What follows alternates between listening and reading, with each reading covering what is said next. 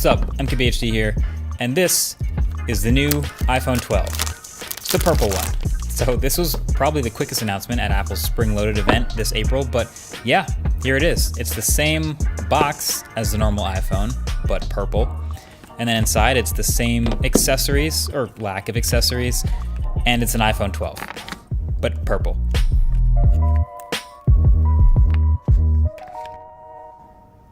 So there's been a lot of colorful products coming out lately. So Apple just unveiled at the same event their colorful new iMacs. They've got the M1 chips, and they've got 7 different colors now. They've got colorful keyboards and colorful mice and colorful trackpads. So now there's a purple iPhone in the middle of the cycle again. So the classic 6 to 8 months post-release new iPhone color to get it back in the news cycle, to get people talking about it again.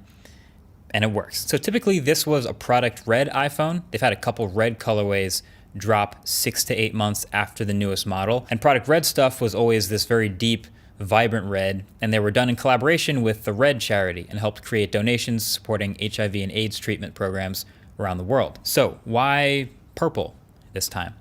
Well, I can put a couple of clues together. First of all, there already was a product red iPhone at launch time. Second, this might seem random, but I was told that purple was Steve Jobs' favorite color. And actually, I had to Google it, and it turns out if you Google it, it still comes up that purple was Steve Jobs' favorite color. And this actually marks the 10th year since he passed in 2011. So this could be some sort of tribute or nice gesture for that. Seems nice. Now, there are a lot of pastels in the smartphone world right now. It seems pretty popular. There's even a couple other light purple phones. This iPhone is kind of like a medium purple. It's definitely not super deep. It's not a bold purple at all. It's more of a lilac, more subtle. Reminds me very much of the Xiaomi Mi 11, which had a totally different texture, but same idea, medium purple. You know what? Here, you want to know the exact purple color? I'll give you a hex code. This is the exact color. Google that, pull it up on your screen. Give or take how well your screen is calibrated, that is the new color of this new April 2021 purple iPhone. And holding it in person, it very much looks like this. The aluminum rails on the sides, though, are slightly darker, just slightly, but overall it's a pretty subtle look. Other than that, I mean, it's an iPhone 12. There's also a purple iPhone 12 mini, so they'll both look just like this. No 12 Pro or 12 Pro Max, but everything else about this phone is the same. Same cameras, same hardware, same phone, just purple. So I can see the comments already. Oh, most people put a case on their phones, so who really cares about a new color? But they're on top of this already. Everybody's on top of this. So Apple also made a new MagSafe purple case. It is way darker, way more purple, but it's launching alongside this iPhone, so you can grab the purple case for your current phone, and it'll actually look pretty nice, I think. It turns out the purple case here on the red iPhone 12 has this kind of cool double layered look on the outside. I think that's kind of nice. But at the end of the day, if you're after this purple pastel look on any phone, you can always just skin your phone. So channel sponsor Dbrand has you covered. And honestly, they're very close in color, minus the reflections. So I'll link it below if this purple really does speak to you. Videos like this are pretty short and simple. The question might really be, was this worth a whole video? And some would probably argue no. I might even argue no. But at the end of the day, when it comes down to it, people care about new Apple hardware and specifically new colors of iPhones more than I ever thought.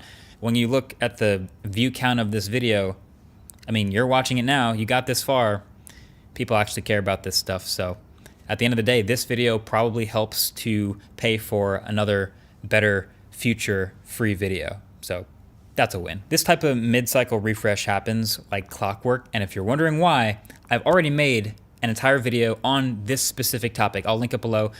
Just about why companies do this 6 months later, one new color of the same phone thing. And I did that video about 3 years ago when OnePlus came out with a new red version of the OnePlus 6. So this is not like some new phenomenon. So purple is new and cool, but new color 6 months later, we've seen it before. So I'll link that video below the like button if you want to check it out. So that's it. It's a short one, so you can go enjoy the rest of your Friday. But even better, we have a great sponsor for this one. All right, now we got a shout out to the sponsor of this video, Skylum. They make this pretty incredible app called Luminar AI, and it's an image editor based heavily on AI, artificial intelligence. And that might sound pretty crazy at first, because kind of is on the surface. But what that means, practically speaking, is a whole lot of really huge time savers and incredible functions just kind of built right in with a single button press. So I've been messing around with it a lot personally for Instagram edits recently. It's kind of amazing for that. Check out this photo. At first glance, it looks pretty solid, right? But the original photo, unedited, shot on my iPhone is this.